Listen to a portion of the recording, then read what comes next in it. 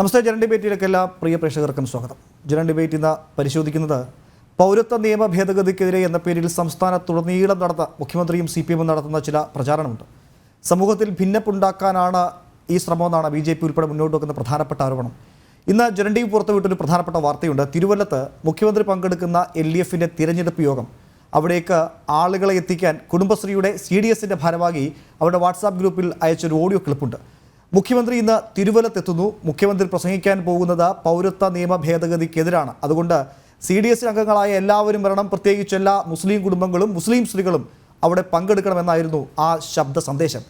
ഇവിടെയാണ് BJP ഉൾപ്പെടെ ഉന്നയിക്കുന്ന ഭിന്നിപ്പിൻ്റെ രാഷ്ട്രീയം മറനീക്കി പുറത്തു വരുന്നത്.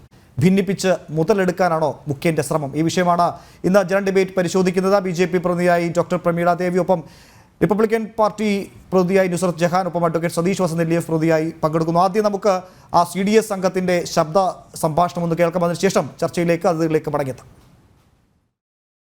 എല്ലാ അയൽക്കൂട്ട അംഗങ്ങളും അറിയുന്നതിന് നാളെ 4 മണിക്ക് തിരുവല്ലം ബൈപ്പാസിൽ നമ്മളെ മുഖ്യമന്ത്രി വരുന്നുണ്ട്. അപ്പോൾ എല്ലാ അയൽക്കൂട്ടങ്ങളിൽ നിന്നും എല്ലാ അയൽക്കൂട്ടങ്ങളിലുള്ള കഴിയണതോ അംഗങ്ങൾ അവിടെ പങ്കെടുക്കണം. പിന്നെ മുസ്ലിങ്ങളുള്ള അയൽക്കൂട്ടങ്ങൾ നിർബന്ധമായിട്ട് മുസ്ലിങ്ങൾ പങ്കെടുക്കണം. പൗരത്വ ഭേദഗതി ബില്ലിനെ കുറിച്ചാണ് നമ്മൾ ഇത് സംഘടിപ്പിച്ചിരിക്കുന്നത്. അപ്പോൾ കൂടുതലും അവർ തന്നെ പങ്കെടുക്കണം. ഇതായിരുന്നു ആ ശബ്ദ സന്ദേശം. ഈ ശബ്ദ സന്ദേശത്തെ ശരിവെച്ചുകൊണ്ട് കഴിഞ്ഞ കുറേ ദിവസങ്ങളായി മുഖ്യമന്ത്രി കൊല്ലത്തും ഒപ്പം മലപ്പുറത്തും ഒക്കെ നടത്തിയ പ്രസംഗങ്ങൾ നമ്മൾ പലകുറി ജനൻ ഡിബേറ്റിൽ തന്നെ ചർച്ച ചെയ്തതാണ്. അടിസ്ഥാനരഹിതമായ ചില പ്രഖ്യാപനങ്ങൾ അങ്ങ് മുഖ്യമന്ത്രി നടത്തുകയാണ്. ഈ രാജ്യത്ത് നിന്ന് ചില ആളുകളെയൊക്കെ പുറത്താക്കാൻ വേണ്ടിയാണ്, പ്രത്യേക മതവിഭാഗത്തെ പുറത്താക്കാൻ വേണ്ടിയാണ് ഈ ബില്ല്, ഈ നിയമം എന്നൊക്കെയാണ് പറഞ്ഞു വെക്കുന്നത്. ഈ ചർച്ച ഡോക്ടർ പ്രമീള ദേവിയിൽ നിന്ന് ആരംഭിക്കാൻ ആണ് തീരുമാനിച്ചിരിക്കുന്നത്. ശ്രീ ഡോക്ടർ പ്രമീള ദേവി, മുഖ്യമന്ത്രി കഴിഞ്ഞ കുറേ ദിവസങ്ങളായി കൊല്ലത്ത് നടത്തിയ അദ്ദേഹത്തിൻ്റെ പ്രതികരണം, പ്രസംഗം, ഒപ്പം മലപ്പുറത്ത് നടത്തിയ അദ്ദേഹത്തിൻ്റെ പ്രസംഗമൊക്കെ താങ്കളുടെ ശ്രദ്ധയിലും പെട്ടുകാണുമെന്ന് ഞാൻ കരുതുന്നു. ഒരു പ്രത്യേക മതവിഭാഗത്തെ, എടുത്തു പറഞ്ഞാൽ മുസ്ലിം മതവിഭാഗത്തെ രാജ്യത്ത് നിന്ന് പുറത്താക്കാനാണ്, അല്ലെങ്കിൽ ആ മതവിഭാഗത്തിൽപ്പെട്ട ആളുകളുടെ പൗരത്വം പൂർണ്ണമായും ഇല്ലാതാക്കാൻ വേണ്ടി നടത്തുന്ന അജണ്ടയാണ് ഈ ബില്ല് എന്നാണ് അദ്ദേഹം, ഈ നിയമ നടപടി എന്നാണ് അദ്ദേഹം പറഞ്ഞു വെച്ചത്. അത്തരത്തിലാണ് വലിയ പ്രചരണം നടത്തുന്നത്. ഇന്നിപ്പോൾ ഈ പുറത്തു വന്ന ശബ്ദ സംഭാഷണവും താങ്കൾ കേട്ട് കാണും. മുഖ്യമന്ത്രി വരാൻ പോകുന്നു, മുഖ്യമന്ത്രി പറയാൻ പോകുന്നത് പൗരത്വ നിയമ ഭേദഗതിക്കെതിരാണ്. അതുകൊണ്ട് കുടുംബശ്രീ അംഗങ്ങളെല്ലാം പങ്കെടുക്കണം, പ്രത്യേകിച്ച് മുസ്ലിം വനിതകൾ ഉൾപ്പെടെ പങ്കെടുക്കണം, മുസ്ലിം കുടുംബത്തിൽ എല്ലാവരും പങ്കെടുക്കണം. അവിടെയാണ് ഒരു സംശയവും ഒരു ഒരു ഒരു ഒരു ഒരു ആശയക്കുഴപ്പവും ഒരു ദുരൂഹതയും ഒക്കെ ഉണ്ടാകുന്നത്. എങ്ങനെ പ്രതികരിക്കുന്നതിനോട്? സുഹൃത്തെ, താങ്കൾക്ക് സംശയവും ആശയക്കുഴപ്പവും ഉണ്ടെങ്കിൽ എനിക്ക് ഈ പറഞ്ഞ യാതൊരു സാധനവും ഫീൽ ചെയ്യുന്നില്ല. തെല്ലും സംശയമില്ല, തെല്ലും ആശയക്കുഴപ്പമില്ല, തെല്ലും സന്നിഗ്ധതയില്ല എനിക്ക് കാര്യത്തിൽ. മുഖ്യമന്ത്രി എന്താണ് ഉദ്ദേശിക്കുന്നത്? മുഖ്യമന്ത്രിയിലേക്ക് മാത്രമായി ചുരുങ്ങിയ, മുഖ്യമന്ത്രി എന്നല്ല സഖാവ് പിണറായി വിജയനിലേക്ക് മാത്രമായി ചുരുങ്ങിയ CPM എന്ന പാർട്ടി എന്താണ് ഉദ്ദേശിക്കുന്നത്? ഇതിനെക്കുറിച്ചൊന്നും എനിക്ക് യാതൊരു ആശയക്കുഴപ്പവുമില്ല. പക്ഷെ ഇതിന്റെ മുഴുവൻ ക്രെഡിറ്റ് ഞാൻ അദ്ദേഹത്തിന് കൊടുക്കാൻ തയ്യാറല്ല. കാരണം അദ്ദേഹം ഇപ്പോൾ നടത്തിക്കൊണ്ടിരിക്കുന്ന ഈ ഒരു നയമുണ്ടല്ലോ, ഇതിന്റെ യഥാർത്ഥ ഉപജ്ഞാതാവ് അദ്ദേഹം അല്ല എന്നതുകൊണ്ട്. ബ്രിട്ടീഷുകാരാണ് ഭാരതത്തെ ഏതാണ്ട് 200ഓളം വർഷം ഭരിച്ച ബ്രിട്ടീഷുകാരാണ് ഈ നയത്തിന്റെ ഉപജ്ഞാതാക്കൾ. ഡിവൈഡ് ആൻഡ് റൂൾ, വിഭജിച്ച് ഭരിക്കുക എന്നത് കണ്ടെത്തിയത് അവരാണ്. ആദ്യമായി പരിശീലിച്ചതും അതുതന്നെ. കൊളോണിയലിസത്തെയും ഇമ്പീരിയലിസത്തെയും ഒക്കെ പുട്ടിന് തേങ്ങാപ്പീര ഇടും പോലെ നാഴികയ്ക്ക് 40 വട്ടം വിമർശിക്കുമെന്നേയുള്ളൂ. കമ്മ്യൂണിസ്റ്റ് പാർട്ടിയും പിണറായി വിജയനും പിന്തുടരുന്നത് പഴയ കൊളോണിയൽ യജമാനന്മാർ കണ്ടെത്തിയ ഇതേ വഴി തന്നെയാണ്. വിഭജിച്ച് ഭരിക്കുക എന്നതാണ് അവരുടെ ലക്ഷ്യം. ഈ രാജ്യത്തെ മുസ്ലിം ജനവിഭാഗത്തെ ആവുന്നിടത്തോളം തെറ്റിദ്ധരിപ്പിച്ചുകൊണ്ട് സിറ്റിസൺഷിപ്പ് അമെൻമെന്റ് ആക്ട് അല്ലെങ്കിൽ CAA അവരെ ഈ രാജ്യത്ത് നിന്ന് പുറത്താക്കാനുള്ള ഒരു കരി നിയമമാണ് എന്ന് വരുത്തി തീർക്കാനാണ് അവർ ശ്രമിക്കുന്നത്. പക്ഷേ സത്യം പറയണമല്ലോ, എനിക്ക് മുഖ്യമന്ത്രിയോടോ CPMനോടോ അവർക്ക് പിന്നണി പാടുന്ന കോൺഗ്രസിനോടോ ഇക്കാര്യത്തിൽ യാതൊരു വിരോധവുമില്ല. അവരെ കുറ്റം പറയാനാവില്ല എന്നതുകൊണ്ടാണ്. അളമുട്ടിയാൽ കടിക്കാത്ത ചേരയുണ്ടോ ചങ്ങാതി? അളമുട്ടിയിരിക്കുകയാണ് CPMന്. അവസാനത്തെ കച്ചിത്തുരുമ്പ്, മുങ്ങിച്ചാകാൻ തുടങ്ങുന്നവന്റെ അവസാനത്തെ കച്ചിത്തുരുമ്പാണ് ഇപ്പറഞ്ഞ മാരകായുധവും. എന്ത് നുണ പറഞ്ഞു, എന്തബദ്ധം പുലമ്പിയും എന്ത് വിവരക്കേട് വിളിച്ചു കൂവിയും അധികാരത്തിൽ കടിച്ചു തൂങ്ങി കിടന്നേ പറ്റൂ അവർക്ക്. ഇപ്പോ പാർട്ടിയുടെ ചിഹ്നം പോയി മരപ്പട്ടിയോ ഈനാമ്പേച്ചിയോ എന്ത് ദുർഭൂതമോ ചിഹ്നമായി കിട്ടിയാലും ശരി, ജീവവായു കിട്ടണ്ടേ മാർക്സിസ്റ്റ് പാർട്ടിക്ക് നിലനിൽക്കാൻ? അതിനു വേണ്ടിയുള്ള പരാക്രമമാണ് നമ്മുടെ രാജ്യത്തെ മുസ്ലിം സഹോദരങ്ങളെ തെറ്റിദ്ധരിപ്പിക്കുന്നത്. പക്ഷെ താൻ ഇരിക്കുന്നത് ഒരു ഭരണഘടനാ പദവിയിലാണ് എന്നത് അദ്ദേഹം എത്രയ്ക്ക് മറന്നുപോയിരിക്കുന്നു എന്ന് CDS ചെയർപേഴ്സന്റെ ഈ ശബ്ദ സന്ദേശം വ്യക്തമാക്കി തരുന്നുണ്ട്. നമുക്കറിയാം, CPM ഒരു ഏകാധിപത്യ പാർട്ടി ആയതുകൊണ്ട് മുഖ്യമന്ത്രിയുടെ ഹിതത്തിന് വിപരീതമായി അല്ലെങ്കിൽ വിരുദ്ധമായി വ്യത്യസ്തമായി CDS ചെയർപേഴ്സൺ എന്നല്ല ഒരു മന്ത്രി പോലും സ്വപ്നം കാണുക കൂടി ചെയ്യില്ല. അതുകൊണ്ട് മുഖ്യമന്ത്രിയുടെ ഓഫീസിൽ നിന്ന് കിട്ടിയ കൃത്യമായ നിർദ്ദേശത്തിന്റെ അടിസ്ഥാനത്തിലാണ് CDSൽ അയൽക്കൂട്ടക്കാർക്ക് ഇത്തരത്തിലൊരു ശബ്ദ സന്ദേശം പകർത്തപ്പെട്ടത്, പങ്കുവയ്ക്കപ്പെട്ടത്. ഒന്ന് ശ്രദ്ധിച്ചു നോക്കുക ആ ശബ്ദ സന്ദേശം. പൗരത്വ നിയമ പരിഷ്കരണത്തിനെതിരെയാണ് സംസാരിക്കുന്നത്, അതുകൊണ്ട് എല്ലാ മുസ്ലിങ്ങളും എത്തിച്ചേരണം. എന്താണ് മുഖ്യമന്ത്രി അവിടെ പറയാൻ പോകുന്നത്? ഈ രാജ്യത്തുള്ള മുസ്ലിമുകളെ BJP നേതൃത്വം നൽകുന്ന കേന്ദ്ര സർക്കാർ ആട്ടിയോടിക്കാൻ പോകുന്നു. അവരെ പാകിസ്ഥാനിലേക്ക് ആട്ടിപ്പായിക്കാൻ പോകുന്നു. നിങ്ങൾക്ക് നിലനിൽക്കണമെങ്കിൽ, ജീവിക്കണമെങ്കിൽ ഇതാ കമ്മ്യൂണിസ്റ്റ് പാർട്ടി മാത്രമാണ് നിങ്ങളെ സഹായിക്കാൻ പോകുന്നത്. ഞാൻ കൂടി അംഗമായ ചില ബുദ്ധിജീവി ഗ്രൂപ്പുകളിൽ, ചില സാഹിത്യകാരന്മാരുടെ ഗ്രൂപ്പുകളിൽ നിരന്തരമായി കുറെ അബദ്ധ പ്രസംഗങ്ങൾ വരുന്നത് ഞാൻ ശ്രദ്ധിച്ചിരുന്നു കഴിഞ്ഞ ദിവസങ്ങൾ. അവർ കവിത എഴുതി പ്രതിഷേധിക്കുക കൂടി ചെയ്യുന്നുണ്ട്. അതിലൊരു മുസ്ലിം സഹോദരൻ എഴുതിയത്, എൻ്റെ ഉപ്പുപ്പായും എൻ്റെ ഉമ്മുമ്മായും ജീവിച്ച ഈ മണ്ണിൽ നിന്ന് മോദി എന്ന ദുഷ്ടൻ ഞങ്ങളെ ആട്ടിപ്പായിക്കാൻ ശ്രമിച്ചാൽ ഞങ്ങൾക്ക് തുണയായി കമ്മ്യൂണിസ്റ്റുകാരുണ്ടാകും. ഞാൻ അദ്ദേഹത്തിന് മറുപടി എഴുതി, സഹോദര, നിങ്ങളുടെ ഉപ്പുപ്പായും ഉമ്മുമ്മയും ജീവിച്ച ഈ മണ്ണിൽ നിന്ന് നിങ്ങളെ എന്നല്ല ഒരൊറ്റ മുസ്ലിമിനെയെങ്കിലും ആട്ടിപ്പായിച്ചാൽ നിങ്ങൾക്കൊപ്പം കമ്മ്യൂണിസ്റ്റുകാരുണ്ടെങ്കിലും ഇല്ലെങ്കിലും ഞാനുണ്ടാവും നിങ്ങളുടെ കൂടെ.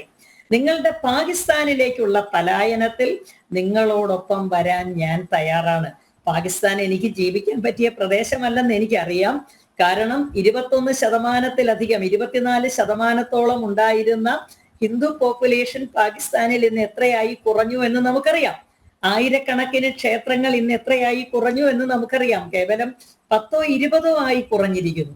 എങ്കിലും ഈ രാജ്യത്ത് നിന്ന് ഒരൊറ്റ മുസ്ലിമിനെങ്കിലും തങ്ങളുടെ ഉപ്പുപ്പമാരും ഉമ്മുമ്മമാരും ജീവിച്ച ഈ നാട്ടിൽ നിന്ന് പോകേണ്ടി വന്നാൽ, ആട്ടിയോടിക്കപ്പെട്ടാൽ അവർക്കൊപ്പം വരാൻ ഞാനും എൻ്റെ പാർട്ടിയിലെ എത്ര അംഗങ്ങൾ വേണമെങ്കിലും തയ്യാറാണ് എന്ന് പറഞ്ഞു. ഇതിനൊക്കെ മറുപടി അർഹിക്കുന്നില്ല എന്നറിയാഞ്ഞിട്ടല്ല. പക്ഷെ കമ്മ്യൂണിസ്റ്റ് പാർട്ടിയും അവരുടെ പാർട്ട് B ആയിട്ടുള്ള കോൺഗ്രസ് പാർട്ടിയും ചെയ്തുകൊണ്ടിരിക്കുന്ന ദ്രോഹം യഥാർത്ഥത്തിൽ BJPയോടല്ല, ഹിന്ദുക്കളോടല്ല, ഭാരതത്തോടല്ല. അവർ ചെയ്യുന്ന ദുഷ്ടത വാസ്തവത്തിൽ ഇസ്ലാമിൽ വിശ്വസിക്കുന്ന മുസ്ലിം സഹോദരീ സഹോദരന്മാരോടാണ്. ഭയം എന്ന complex, the idea of fear എന്നതിനെ കുറിച്ച് പറയാം. ഭീതി എന്ന ആശയം അവരുടെ മനസ്സിൽ കുത്തി നിറയ്ക്കുകയാണ്. സദാസമയവും തങ്ങൾ വേട്ടയാടപ്പെടുന്നവരാണ്, അരക്ഷിതരാണ്. ഈ ഹിന്ദു മഹാഭൂരിപക്ഷ രാജ്യം ഭരിക്കുന്ന BJP നിങ്ങളെ ആക്രമിച്ചു കൊന്നു ചോര കുടിച്ചേക്കാം എന്ന തരത്തിൽ അവരെ ഭയപ്പെടുത്തിക്കൊണ്ടിരിക്കുന്നു. എത്ര ദുഷ്ടതയാണ് ഇവർ ചെയ്യുന്നതെന്ന് ആലോചിച്ചു നോക്കുക. യഥാർത്ഥത്തിൽ സ്നേഹം നടിച്ചുകൊണ്ട് ഇവർ കഴുത്തറക്കുകയാണ് മുസ്ലിം ജനവിഭാഗത്തിന്റെ. അവരെ ഭയപ്പെടുത്തുന്നു. BJP അവരോട് പറയുന്നു, നിങ്ങൾക്കൊന്നും ഭയപ്പെടാനില്ല. നിങ്ങൾ ഭാരതത്തിൽ ജനിച്ചു വളർന്ന മുസ്ലിമുകൾ, നിങ്ങൾ ഭാരതീയരാണ്, നിങ്ങൾ ഹിന്ദുക്കളാണ്. നിങ്ങളുടെ പ്രപിതാമഹന്മാർ ഹിന്ദുക്കളായിരുന്നു. അവർ മതം മാറി എന്നതുകൊണ്ട് മാത്രം നിങ്ങൾ ഞങ്ങൾക്ക് അന്യരായി തീരുന്നില്ല. നിങ്ങൾ ഞങ്ങളുടേതാണ്, ഈ നാട് നിങ്ങളുടേതാണ്.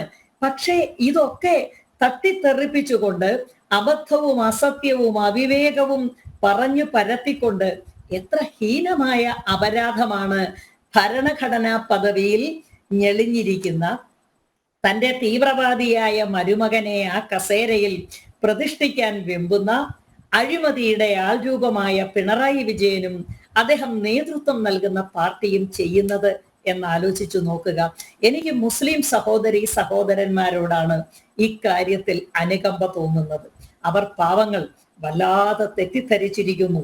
നിരന്തരമായ നുണപ്രചരണത്തിന് ഇരകളായി തീർന്നിരിക്കുന്നു.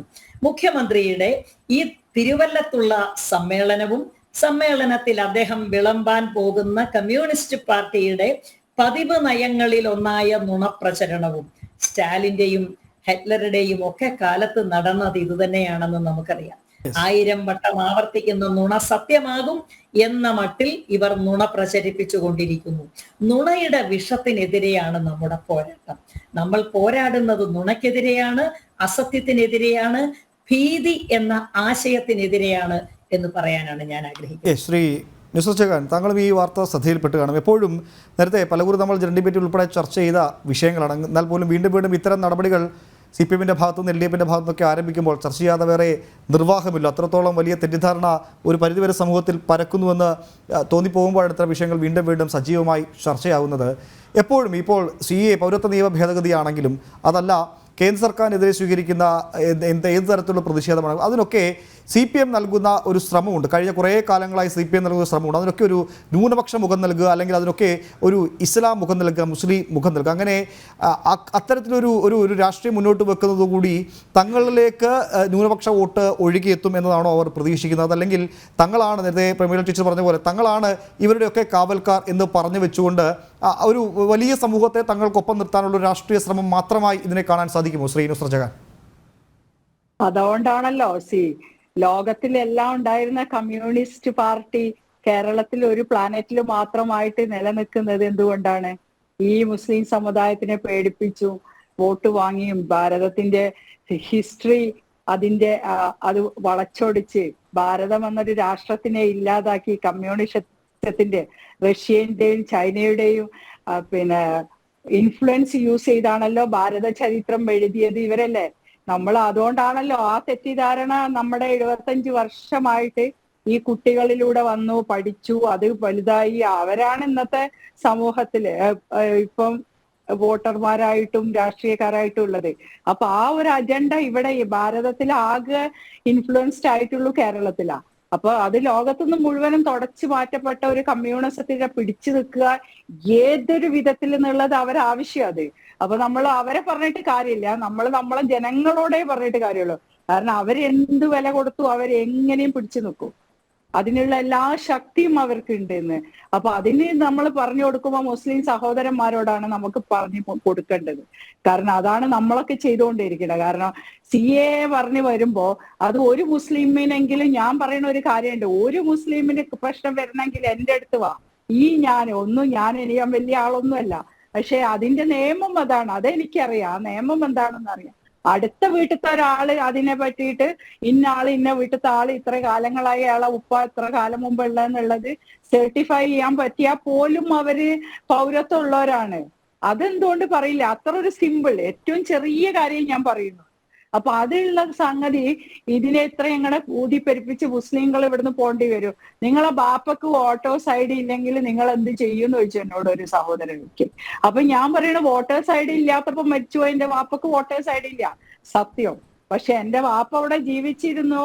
ആ ജീവിച്ചിരുന്ന ബാപ്പന്റെ മകളാണ് ഞാനെന്നുള്ളതിൽ ഇവിടെ പഞ്ചായത്തിലും വില്ലേജിലും ഒക്കെ തെളിവുണ്ട്. തെളിവില്ലാതെ ബോർഡറുകൾ ബംഗ്ലാദേശിലും ആസാമിലും അങ്ങനെയുള്ള ബോർഡറുകൾ വന്ന് മുസ്ലിങ്ങൾക്കാണെന്ന് നമ്മൾ പറഞ്ഞ് നിരന്തരം പറഞ്ഞു കൊടുക്കുക. വേറൊരു മീഡിയം അതിന് തുനിയുന്നില്ല. അതൊക്കെ ജനൻ TV ഒക്കെ ഇത് പറഞ്ഞു കൊടുക്കുന്നുള്ളൂ. എങ്ങനെ നമ്മൾ ഈ മെസ്സേജ് എത്തിക്കും? കഴിയണതും സോഷ്യൽ മീഡിയയിൽ കൂടെ നമ്മളിത് പറയണ്ട. അപ്പൊ ഭരണം പിടിക്കാൻ വേണ്ടി BJP-നെ കുറ്റപ്പെടുത്താൻ വേണ്ടി നരേന്ദ്രമോദി എന്ന ഒരു യുഗപുരുഷനെ എങ്ങനെ ഇല്ലാണ്ടാക്കാൻ എന്നുള്ള ഒരു തന്ത്രവുമായിട്ട് എല്ലാവരും കൂടെ ഒരു സഖ്യം തമ്മിൽ തന്നെ യുദ്ധം ചെയ്യുക. അപ്പൊ ആ സഖ്യം യുദ്ധം ചെയ്യുമ്പോ തന്നെ അതിന്റെ തമാശ നമുക്ക് മനസ്സിലാവും. ഇവര് സഖ്യത്തിലുണ്ട്, ഇവരവിടെ യുദ്ധം ചെയ്യണേ.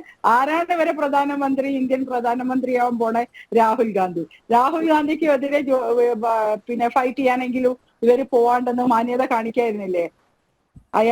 അവിടെ ആനി രാജ വന്ന് ഫൈറ്റ് ചെയ്യണം. അപ്പൊ അവരെ പ്രധാനമന്ത്രി ആരാവും ജയിച്ചിട്ട്?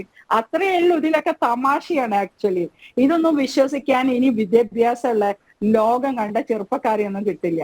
ആ കാലമൊക്കെ കഴിഞ്ഞു. ഞാൻ പറഞ്ഞില്ല, ഹിസ്റ്ററി മാറ്റി എഴുതിയതും ഇതെല്ലാം മനസ്സിലാക്കാൻ ലോകം തെരഞ്ഞപ്പോ ഇവിടെ എഴുതിയ ഹിസ്റ്ററിനേക്കാളും വിദേശത്തുള്ള പുസ്തകങ്ങൾ ഓരോ എഴുത്തുകാർ എഴുതിയ, ഇവിടെ ഇംഗ്ലീഷുകാർ വരെ എഴുതി വെച്ച സംഗതികള് ഇവിടുത്തെ നേരെ ഓപ്പോസിറ്റാ. നമ്മളെ രാജാക്കന്മാരെ പറ്റിയോ നമ്മളെ കൾച്ചറിനെ പറ്റിയോ എഴുതാത്ത, അതേപോലെ തന്നെ ഇന്ത്യൻ ഭരണഘടനയിലുള്ള CAA ഏതെങ്കിലും ഒരു കാലത്ത് നടപ്പാക്കാൻ പറ്റുന്ന കാലം എന്ന് പറഞ്ഞത് നരേന്ദ്രമോദിക്ക് ആ കാലം വന്നു തോന്നി. ആരെന്ത് പറഞ്ഞാലും അത് സെൻട്രൽ ഗവൺമെന്റ് പാർലമെന്റിൽ പാസ്സാക്കിയ ഒരു ബില്ല. അതിന് ശക്തമായ ഒരു ഭരണാധികാരി ഇന്ന് നാട്ടിലുണ്ടെങ്കിൽ ആ നടപ്പാക്കും. ഇവര് എന്തൊക്കെ പറഞ്ഞാലും ആരൊക്കെ ഇല്ലെങ്കിൽ അത് നടപ്പാക്കാനുള്ള സംഗതികൾ അവിടെ കഴിഞ്ഞു. ഇനിയിപ്പോ എത്ര കരഞ്ഞിട്ടും കാര്യമില്ല. നമ്മൾ ഒരാളെ താഴ്ത്താനും അധികാരത്തിൽ നിറക്കാനും വേണ്ടി യൂസ് ചെയ്യണ വളരെ തരം താന്ന ഡയലോഗുകൾ അതൊക്കെ. ഇതൊന്നും ഒരു രാഷ്ട്രീയത്തിലെ കമ്മ്യൂണിസം ഒക്കെ പഠിച്ചിട്ടും വായിച്ചിട്ടും ഉണ്ടെങ്കിലൊന്നും ഇതൊന്നും പറയില്ല. മുസ്ലിങ്ങൾ ഈ വിഭജനത്തിന്റെ കാര്യം ഡിവൈഡ്, അപ്പോ ഇവിടെ പ്രൊഫസർ പറഞ്ഞ പോലെ ഡിവൈഡ് ആൻഡ് റൂൾ പോളിസി വരുന്നു. ഡിവൈഡ് ആൻഡ് റൂൾ വരുമ്പോ ഇവര് വർഗീയത, അന്ന് ആ ഡിവൈഡ് ഉണ്ടായപ്പോ ഇവര് പറഞ്ഞില്ലല്ലോ നമ്മള് ഇവിടെ എന്ന്, പിന്നെ നമ്മൾ ഇവിടെ നിൽക്കാന്ന്. അന്ന് ആരാണ് ഭാരതത്തില് ഈ ഒരു പിന്നെ മതചിന്താഗതി കൊണ്ടുവന്നത്? കോൺഗ്രസ്സുകാരും കമ്മ്യൂണിസ്റ്റുകാരും ആയിരുന്നില്ലേ? ഇന്ന് മാത്രം ഇതിനെല്ലാം ഇപ്പം രാജീവ് ഗാന്ധി കാസ്റ്റിന്റെ ഇത് എടുത്തു. അതാരാ? അപ്പൊ വീണ്ടും ഇവിടെ പിന്നെ മതം പറയണ ആരാണ്? ഫാസിസം പറയണ ആരാണ്? മതത്തിന്റെ പേരിൽ പറഞ്ഞ ഷീട്ട് മാത്രമാണ് ഇവിടെ. സ്വാതന്ത്ര്യത്തിന്റെ ആ രാത്രി അർദ്ധരാത്രി തൊട്ട് തുടങ്ങിയതാണ് മതം പറഞ്ഞ് മനുഷ്യനെ വിഭജിക്കാനുള്ള ആ ഒരു വിഷം ബ്രിട്ടീഷുകാർ ഇവിടെ ഇട്ടത്. അന്ന് ആ പാതിരാത്രിയിൽ തന്നെ ഇവിടെ തുടങ്ങിയോണ്ടല്ലേ ഇന്ത്യ വിഭജിച്ചു പോയത്. ഇന്ത്യന്റെ ഭാരതത്തിന്റെ ബാക്കി ഭാഗങ്ങൾ എവിടെ? അന്നെന്താ ഈ സ്നേഹം ഉണ്ടായിരുന്നില്ല? പിന്നെ നൂറുകണക്കിന് ആൾക്കാർ ബംഗ്ലാദേശിലൊക്കെ വന്ന് അങ്ങോട്ട് കെട്ടെടുത്ത് പോവുക, അങ്ങോട്ട് കെട്ടെടുത്ത് വരിക, നാടില്ല അറിയാൻ. ഞാൻ എത്രയോ പേരെ ഞാൻ ഡൽഹിയിൽ ഇരുന്ന് കാണാറുണ്ട് അങ്ങനത്തെ. എവിടെയും റെഫ്യൂജി, അവിടെയും റെഫ്യൂജി. ഇവർക്ക് ഒരു ഹോസ്പിറ്റലിൽ പോലും അസുഖമായ പോവാൻ പറ്റാത്ത അവസ്ഥയിൽ ഇരിക്കണ ബംഗ്ലാദേശിലും ആസാമിലും ഒക്കെ ഉള്ള ആൾക്കാരുണ്ട്.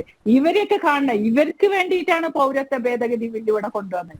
അല്ലാതെ കേരളത്തിൽ സുഖമായി ജീവിക്കുന്ന നമ്മൾക്കോ ഇവിടെ കമ്മ്യൂണിസവും പൊളിറ്റിക്കൽ ഇസ്ലാമും പറഞ്ഞിരിക്കുന്ന ആൾക്കാർക്കോ അല്ല. സ്നേഹവും ഇതും എല്ലാം ലോകത്തിന്റെ സമാധാനത്തിന് വേണ്ടി നിൽക്കുന്ന ഒരു മതമാണ് ഇസ്ലാം. അപ്പൊ ആ ഇസ്ലാമിൽ പറഞ്ഞിരിക്കുന്ന ഈ റംലാൻ മാസത്തിൽ ഞാൻ പറയട്ടെ, കമ്മ്യൂണിസ്റ്റിന്റെ ഇനി കാറൽ മാർക്സ് എണീറ്റ് വന്നാൽ പോലും ഞാൻ പറയണു, പിണറായി വിജയൻ എന്ന മുഖ്യമന്ത്രി ഒരു നല്ല മുസ്ലിമിനെയും മനസ്സ് മാറ്റാൻ പറ്റൂല. കാരണം അത് നമ്മൾ ജീവിക്കുന്ന നാടിന്റെ ഭരണഘടനയ്ക്ക് അനുസരിച്ച് പോവാന്നാണ് ഇസ്ലാം പറഞ്ഞിട്ടുള്ളത്. അത് മതം എന്ന് പറഞ്ഞാൽ സ്നേഹം മനസ്സിൽ സൂക്ഷിക്കേണ്ടത്, നമ്മളെ സ്വന്തമായിട്ട് തന്റെ മതത്തെ തന്റെ ഉള്ളിൽ കണ്ടെത്തുക തന്നെയായിരുന്നു ഇസ്ലാമിൽ പറഞ്ഞിട്ടുള്ളത്. അത് പഠിച്ച ഒരു മുസ്ലിമിനെ ഇവിടെ കമ്മ്യൂണിസ്റ്റുകാരന് മാറ്റാൻ പറ്റൂല എന്നുള്ളത് ഉറപ്പിച്ച് ഞാൻ പറയണു. അതുകൊണ്ട് സ്വന്തം കുറ്റകൃത്യങ്ങളോ എന്തെങ്കിലും പാകപ്പിഴകളോ ഭരണത്തിലോ കുടുംബത്തിലോ വന്നിട്ടുണ്ടെങ്കിൽ അത് മറച്ചു വെക്കാൻ വേണ്ടി ഇത്തരമുള്ള ഒരു നാടകങ്ങളും ഇനി ഇവിടുത്തെ ജനങ്ങളുടെ ഇടയിൽ വില പോകില്ല എന്ന് ഉറപ്പാണ്. ശ്രീ സതീഷ്, നുസ്രത്ത് ജഹാനൊപ്പം പ്രമീള ദേവിയൊക്കെ പറഞ്ഞത് താങ്കളും ശ്രദ്ധയിൽപ്പെട്ട് കാണും.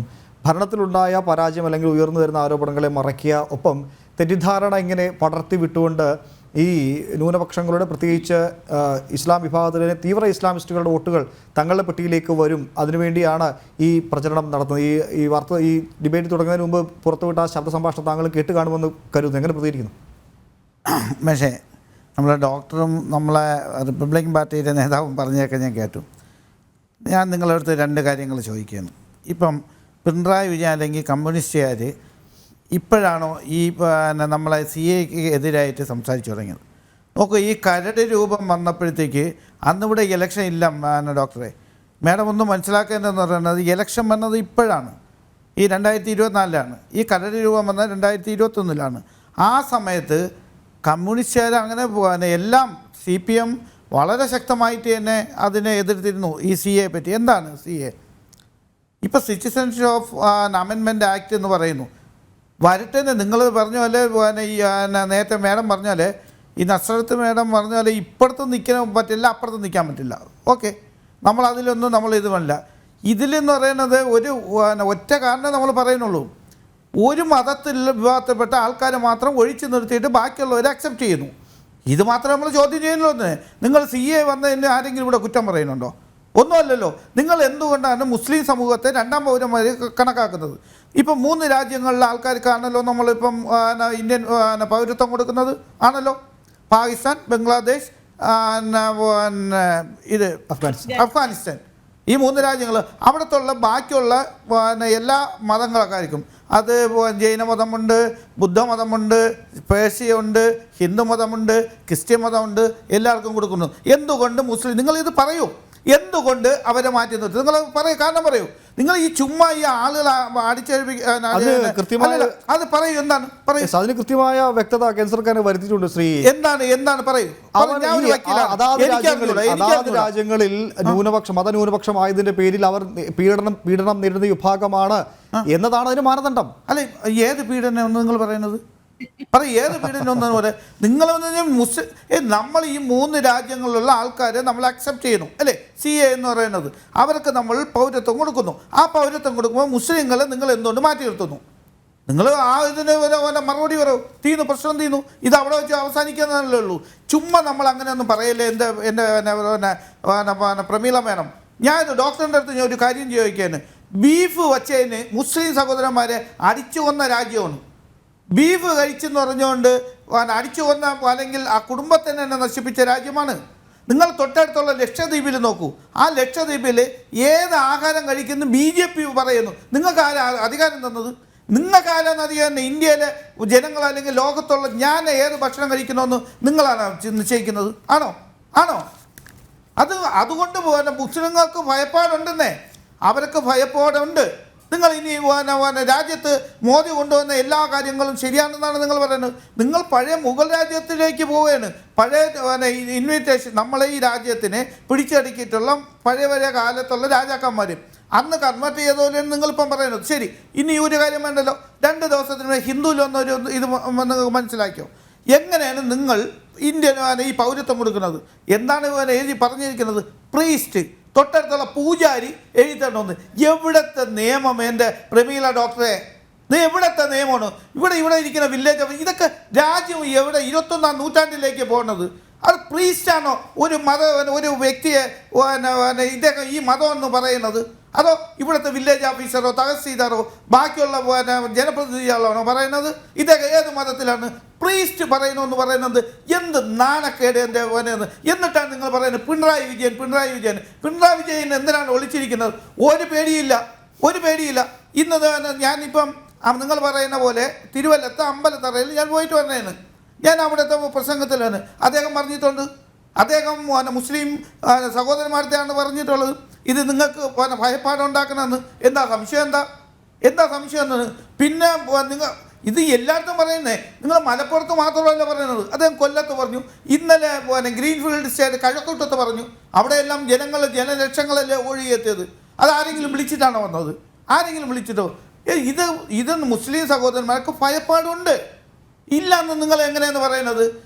ഞാൻ ഒരു കാര്യം പറ്റേ. നിങ്ങളെ കർണാടകയിലെ ഒരു MP ഹെഗ്ഡെ, അതേപോലെ ആനന്ദകുമാർ ഹെഗ്ഡെ, അദ്ദേഹം പറഞ്ഞു തന്ന ഒരു യോഗത്തിൽ പറഞ്ഞു തന്നത് നമ്മൾ ഇന്ത്യയിൽ ഭൂരിപക്ഷം വന്നെങ്കിൽ നമ്മൾ നമ്മൾ ഇന്ത്യയിലെ നിയമനിർമ്മാണം മാറ്റുമെന്നു. നിങ്ങൾ മാറ്റില്ലേ?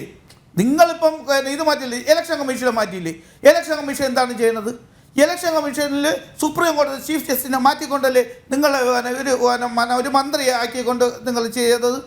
ഇതൊക്കെ ശരിയായ നടപടിയാണോ? നിങ്ങൾ കൊളീജിയം മാറ്റാൻ വേണ്ടി നോക്കുകയില്ലേ? നിങ്ങൾ സുപ്രീം കോടതിയിൽ നിന്നില്ലെങ്കിൽ ഇന്നിപ്പം ഇലക്ട്രോ ബോണ്ട് എന്ന് പറഞ്ഞ സാധനം വെളിയിൽ വരൂ. അഴിമതിയുടെ കൂത്തടങ്ക് എത്ര കോടി രൂപയാണ് നിങ്ങൾ വ്യവസായികളിൽ നിന്ന് വാങ്ങിച്ചിട്ടുള്ള മേഡം? നിങ്ങൾ എവിടെ നിൽക്കുന്നത്? അതിനായിട്ട് പോയിട്ടുള്ള ഒരേ ഒരു പ്രസ്ഥാനങ്ങളുണ്ട്. കമ്മ്യൂണിസ്റ്റ് പ്രസ്ഥാനം മാത്രമാണ് പോയിട്ടുള്ളൂ. പ്രത്യേകിച്ച് CPM ആണ് പോയിട്ടുള്ളത്. ആ CPMൻ്റെ പോയിട്ടുണ്ടെങ്കിൽ സുപ്രീം കോടതി ഇങ്ങനൊരു ഇത് വന്നത്. നിങ്ങൾ അതിനെ തടുക്കാൻ നോക്കിയില്ലേ? നിങ്ങൾ SPയെ കൊണ്ടിട്ട് നമ്മളെ കയ്യിൽ ഇപ്പം പറ്റൂല. ജൂൺ 6-ാം തീയതി ശേഷം എന്ത് നിയമം? ജൂൺ 4-ാം തീയതി ഇലക്ഷൻ അതിൻ്റെ റിസൾട്ട് വന്നു. ജൂൺ 6-ാം തീയതി കാലത്തെ നിങ്ങൾക്കെല്ലാം തരാമെന്ന്. എന്തു വേണം? നിങ്ങൾ അഴിമതിക്കാരൻ്റെ പൈസകളും വാങ്ങിച്ചിട്ട് ഇവിടെ നിൽക്കുകയാണ്. എന്നിട്ട് തന്നെ ഇപ്പോൾ കണ്ടില്ലേ സർ, ആ നമ്മൾ കാര്യത്തിൽ കോൺഗ്രസിനെ ഒന്നും നമ്മൾ അങ്ങനെ support അങ്ങനെ ചെയ്യില്ല. അങ്ങനെ പറഞ്ഞു ആ കാര്യത്തിൽ ചില അഭിപ്രായ വ്യത്യാസം കൂടി അല്ല, ഇല്ലേ? എന്താണ് എന്താണ് അഭിപ്രായ വ്യത്യാസം? ഒരു അഭിപ്രായ വ്യത്യാസവും ഇല്ല. ഇലക്ട്രൽ ബോണ്ട് അല്ല, കാര്യത്തിൽ അല്ല, എന്താണ് electoral CPM നിലപാടെന്നാണ്? ഇലക്ട്രൽ ബോണ്ട് കാര്യത്തിൽ LDF നിലപാട് അല്ല, എന്താണ്? ഇലക്ട്രൽ ഫണ്ട് നമ്മൾ വേണ്ടെന്ന് അന്നേ പറഞ്ഞിട്ടില്ല. നിങ്ങൾ എന്താ പറയുന്നത്? അങ്ങനെയെങ്കിൽ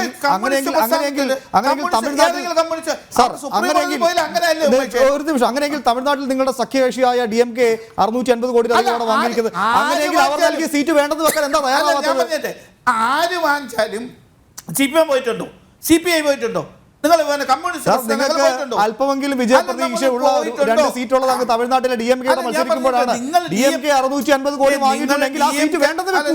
മമതാ ബാനർജി വാങ്ങിച്ചില്ലേ? മമതാ ബാനർജി വാങ്ങിച്ചിട്ടുണ്ടല്ലോ. ഞാൻ പറയുന്ന കമ്മ്യൂണിസ്റ്റ് പ്രസ്ഥാനങ്ങൾ പറ്റിയിട്ട് ഇതൊരു വൻ അഴിമതിയല്ലേ? നിങ്ങൾ ഇത് കണ്ടപ്പോൾ ഞാനൊക്കെ വക്കീലാണ്, ഞാനൊക്കെ അന്തമിട്ടിരിക്കുകയാണ്. ഇതെന്തോന്നാണ് എട്ടോ പറ്റി സംസാരിക്കുമ്പോഴത്തേക്ക് ഒരു അഴിമതിക്ക് നടത്താൻ വേണ്ടി ഒരു ഭരണ സംവിധാനം ഉണ്ടാക്കുക എന്ന് പറയുന്നത്, നിയമം ഉണ്ടാക്കുക എന്ന് പറയുന്നത് ഞാൻ ആദ്യമായിട്ട് കാണുന്നത്. ഇപ്പം അഴിമതിക്കെതിരായിട്ട് ഒരു നിയമം ഉണ്ടാക്കും, പക്ഷെ അഴിമതി നടത്താൻ വേണ്ടി ഒരു നിയമം ഉണ്ടാക്കുന്നത് മോദിജി അല്ലാതെ വേറെ ആരും കണ്ടില്ല. മനസ്സിലായില്ലേ? അപ്പം നിങ്ങൾ എന്നിട്ട് വീണ്ടും വന്ന് പറയാണ് ഈ CA മോശം. CAക്കെതിരായിട്ട് നമ്മൾ സംസാരിക്കും, പിണറായി വിജയൻ സംസാരിക്കും, കമ്മ്യൂണിസ്റ്റ് പ്രസ്ഥാനം സംസാരിക്കും, LDF സംസാരിക്കും. ഈ ഇലക്ഷനിൽ നമ്മൾ മെയിനായിട്ട് സംസാരിക്കുന്നത് അതായിരിക്കും. അതിനെന്താ കുഴപ്പം? എന്താ നിങ്ങൾക്ക് എന്താ ബേജാറാവുന്നത്? നിങ്ങൾക്ക് എന്താ വോട്ടിന്? ഞാൻ എൻ്റെ പ്രമില ടീച്ചർ ഡോക്ടറെ, നമുക്ക് കേരളത്തിൻ്റെ അകത്ത് ഒറ്റ സീറ്റ് നിങ്ങൾക്ക് കിട്ടും, ഒറ്റ സീറ്റ് കിട്ടും. എന്താ കിട്ടാത്ത? എന്താ കിട്ടുക? നിങ്ങൾ ന്യൂനപക്ഷങ്ങളെ പീഡിപ്പിക്കണമെന്ന്. നിങ്ങൾ ന്യൂനപക്ഷങ്ങൾ പഠിക്കുന്നത് ഏതാ? ഇന്നലെ ഞാൻ പറഞ്ഞിട്ട് ഒന്നും വേണ്ടല്ലോ. നിങ്ങൾ മണിപ്പൂർ എങ്ങനെയാണ് ക്രിസ്ത്യൻസിന് അവരും അവരും പറഞ്ഞു തുടങ്ങി. ക്രിസ്ത്യൻസും നിങ്ങളുടെ കൂടെ ഉണ്ടായിരുന്നു. ഇപ്പം ക്രിസ്ത്യൻസും വേണ്ട. കാര്യം ഇത് മുസ്ലിങ്ങൾ വരണമെങ്കിൽ നാളെ എനിക്കും വരും. ഇന്ന് ഞാൻ നാളെ നീ എന്ന് പോലെ പറഞ്ഞ പോലെയാണ്. അതുപോലെ നിങ്ങൾക്ക് നാളെ അവർക്കും വരും. അവരും നിങ്ങളെ കൈവിട്ടു.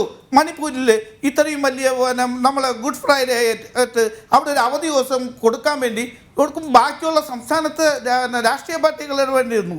അതാണോ നിങ്ങളെ സതീഷിക്ക്? കടപ്പുറ പഞ്ചായത്ത് കേരളത്തിലാണ്. കടപ്പുറ പഞ്ചായത്തിലും ഈ പറഞ്ഞ അവധി വിവാദം ഉണ്ടായിരുന്നു. അല്ല, എവിടെ ഞാനിത് കടപ്പുറ പഞ്ചായത്തിൽ എന്തൊരു പഞ്ചായത്ത് മാത്രമോ? അങ്ങനെ പഞ്ചായത്തിന് മാത്രം പഞ്ചായത്തിലെ ഉദ്യോഗസ്ഥർ ഹാജരാവണമെന്ന ഉത്തരവ് സാമ്പത്തിക വർഷം അവസാനിക്കുകയാണ്, അവിടെ ജോലികളോട് തീരാൻ. നിങ്ങൾ സാമ്പത്തിക വർഷം അവസാനിക്കും പോലെയാണ് ഒരു അവധി പ്രഖ്യാപിക്കുന്നത്. അങ്ങനെയാണെങ്കിൽ ഇപ്പം ഇലക്ഷൻ കമ്മീഷന്റെ എല്ലാ ഓഫീസിലെ എല്ലാ ജോലിക്കാരും ജോലി ചെയ്യുന്നല്ലോ. നിങ്ങൾ അവധി കൊടുക്കൂ. അവധി കൊടുക്കാഞ്ഞത് ശരിയാണെന്ന് പറഞ്ഞുകൊണ്ടല്ല പറഞ്ഞു, കേരളത്തിൽ ഉണ്ടായിരുന്നു പറഞ്ഞാണ്. ഞാൻ അതാണ് പറഞ്ഞത്. അവിടെ ആരെങ്കിലും ന്യൂനപക്ഷത്തുള്ള അവരെ ഇങ്ങനെ വരാൻ പറഞ്ഞിട്ടുണ്ടോ? ഏതെങ്കിലും ക്രിസ്ത്യൻസിന് വരാൻ പറഞ്ഞിട്ടുണ്ടോ? അങ്ങനെയൊന്നും പറഞ്ഞിട്ടില്ലല്ലോ. നിങ്ങൾ അതല്ല, നിങ്ങൾ എല്ലാ കാര്യങ്ങളും ആക്ഷേപിക്കല്ലേ. ഞാനിത് പറഞ്ഞത് ന്യൂനപക്ഷങ്ങൾക്കും പ്രത്യേകിച്ച് മുസ്ലിങ്ങൾക്കും എൻ്റെ ഡോക്ടറെ ഉണ്ട്, അവർക്ക് പ്രയാസമുണ്ട്. അത് നിങ്ങൾ എന്ത് വെച്ച് മറച്ചാലും നിങ്ങൾ മറച്ചാലും അത് മറ നീക്കി ഇന്നല്ലെങ്കിൽ നാളെ തിരിച്ചു വരും. അവർക്ക് പേടിയുണ്ട്. ഞാൻ ഇത് പറയണമെന്ന് പറയുന്നത് നിങ്ങളൊരു കേന്ദ്രമന്ത്രി ബാംഗ്ലൂർ പറഞ്ഞാണ് എന്തിനാണ് പറയുന്നത്? Contempt report. നിങ്ങൾ മുഖ്യമന്ത്രിക്കെതിരായിട്ട് ഒരു കണ്ടംപ്റ്റ് മലപ്പുറത്ത് സംസാരിച്ചെന്ന് പറഞ്ഞ് നിങ്ങൾ കേസെടുക്കണമെന്ന് ഇലക്ഷൻ കമ്മീഷൻ്റെ പറഞ്ഞല്ലോ. എന്നാൽ നിങ്ങൾ ഒരു കലയിൻ്റെ അല്ലേ അവർ ബാംഗ്ലൂർ പറഞ്ഞ എന്താണ്? നമ്മളെ യൂത്ത്, നമ്മൾ കേരളത്തിൽ നിന്ന് പോകുന്ന യൂത്തുകൾ അവിടുത്തെ കുട്ടികൾക്ക്, പെൺകുട്ടികൾക്ക് ആസിഡ് എറിയാനാണ് പോകുന്നത്. തൊട്ടടുത്തുള്ള സംസ്ഥാനമായ തമിഴ്നാട്ടിൽ നിന്ന് പോകുന്ന യുവജനങ്ങൾ പോകുന്നത് അവിടെ ബോംബ് വയ്ക്കാനാണ്. ഇതല്ലേ പറഞ്ഞത്? അവർക്കെതിരായിട്ട് നിയമ നടപടികൾ എവിടെയെങ്കിലും എടുത്തിട്ടുണ്ടോ? പറയും. ഓഹോ, മാപ്പ് പറഞ്ഞെല്ലാം പോവും. നിങ്ങൾ ഒരു കേന്ദ്രമന്ത്രിയാണ്. നിങ്ങൾ ഇതെന്താണ് പറയുന്നത്? അത് കോഡ് ഓഫ് കോണ്ടാക്ട് ഇലക്ഷൻ പ്രഖ്യാപിച്ചതിന് ശേഷമാണ് പറയുന്നത്.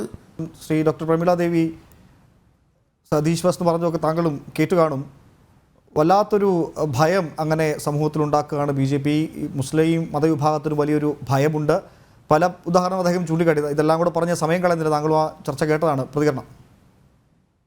അല്ല, ഞാൻ വളരെ വളരെ സഹൃദയത്വത്തോടെ അഴിമതിക്കെതിരായ വാസവദത്തയുടെ ചാരിത്ര്യ പ്രസംഗം കേൾക്കുകയായിരുന്നു. അഴിമതിക്കെതിരെ ആഞ്ഞടിച്ച എൻ്റെ സഹപാനലിസ്റ്റിന്റെ ഉദ്ദേശശുദ്ധി സത്യത്തിൽ എൻ്റെ മനസ്സ് കുളിർപ്പിച്ചു. അഴിമതി തെല്ലുമില്ലാത്ത പാർട്ടിയാണ് CPM എന്ന് അദ്ദേഹം വികാരഭരിതനായി സംസാരിക്കുന്നത് കേട്ടപ്പോൾ സത്യത്തിൽ എനിക്ക് രോമാഞ്ചം ഉണ്ടായിട്ടുണ്ട്. അതാണ് എനിക്കുണ്ടായ അനുഭവം. അദ്ദേഹം അഡ്വക്കേറ്റ് ആണെന്ന് പറഞ്ഞു എന്നാണ് എനിക്ക് തോന്നുന്നത്.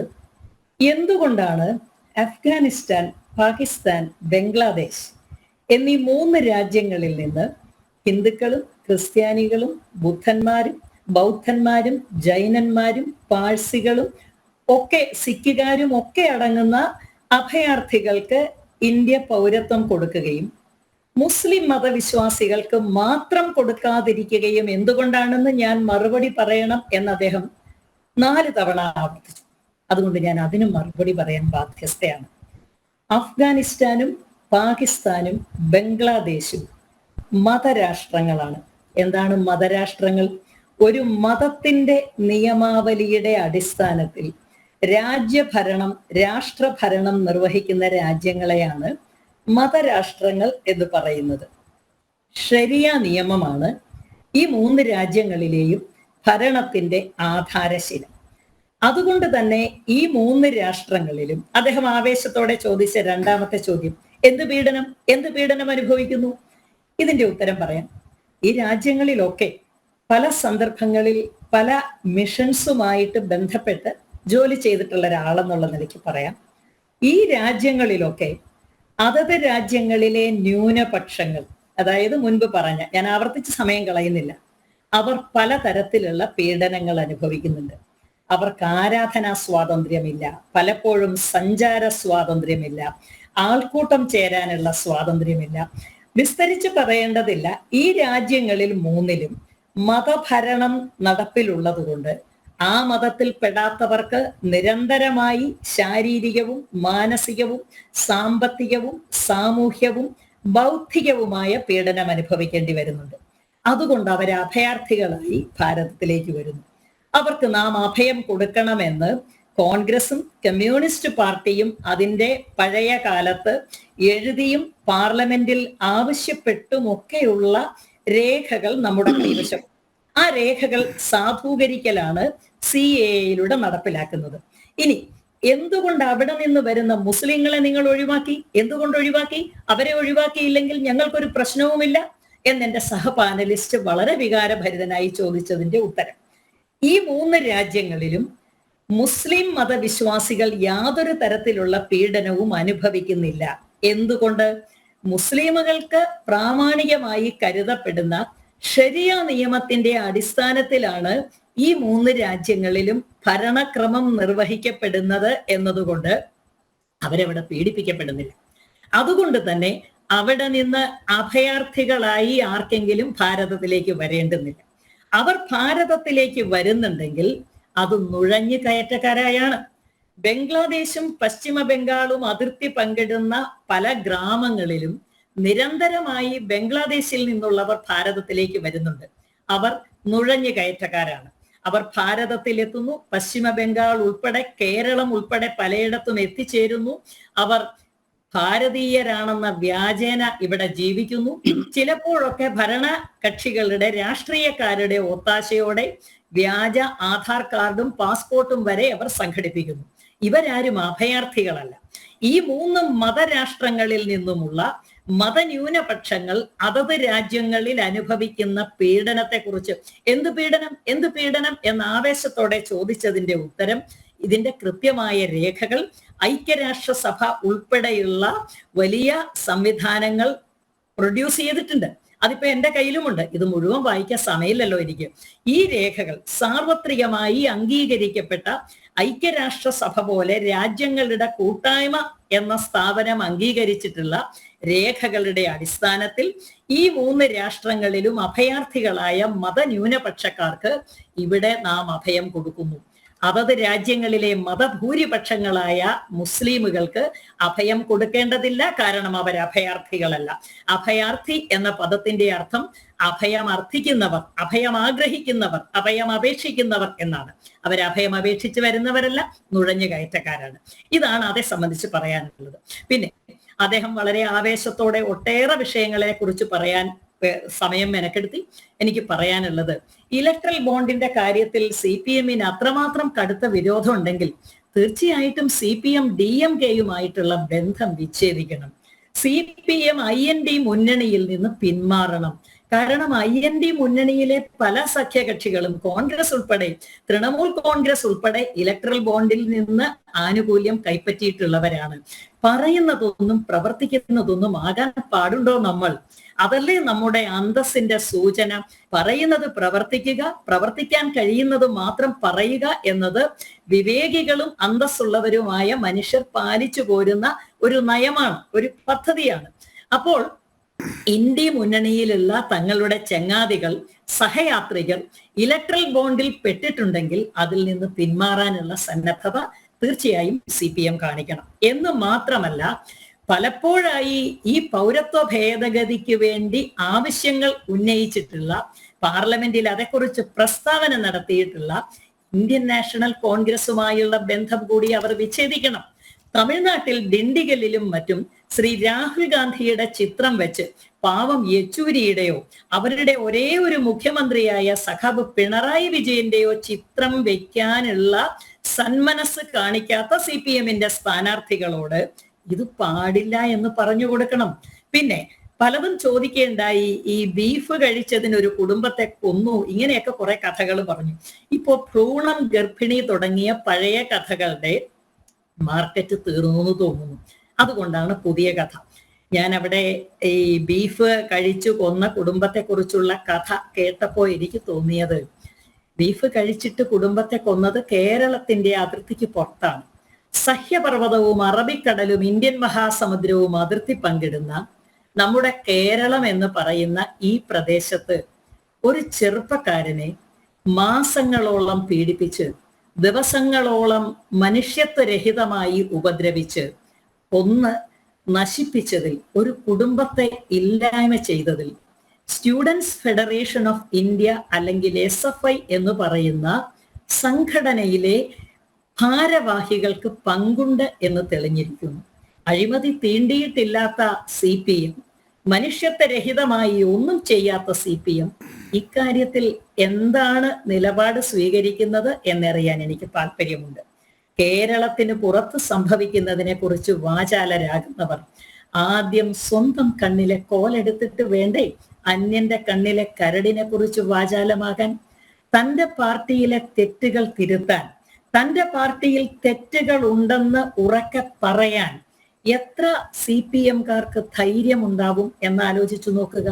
കർണാടകത്തിലെ ഒരു മന്ത്രി എന്തോ പറഞ്ഞു, അല്ലെങ്കിൽ കേന്ദ്രമന്ത്രി കർണാടകത്തിൽ എന്തോ പറഞ്ഞു എന്ന് ആവർത്തിക്കുന്ന എൻ്റെ സഹപാനലിസ്റ്റ് എന്തുകൊണ്ടാണ് കേരളത്തിലെ പിണറായി വിജയൻ സർക്കാർ, സഖാവ് പിണറായി വിജയൻ സർക്കാർ പറഞ്ഞതും ചെയ്തതുമായ കാര്യങ്ങളെ കുറിച്ച് മൗനം പാലിക്കുന്നത്?